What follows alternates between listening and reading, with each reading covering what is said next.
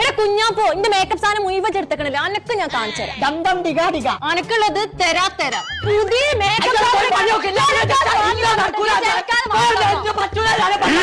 നേരത്തെ തുടങ്ങി കച്ചറ എണ്ണിമനെ വായിത്താനെ പൂത്താങ്കിരി ഇവിടെ മതി പിരി ഒരു കർണൊക്കെ പകരം വരുമല്ലോ.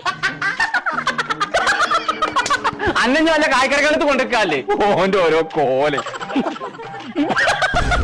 പടച്ച റബ്ബേ ആരെന്റെ മൂത്ത് ഇങ്ങനെ വരച്ച് ഇജ്ജോ?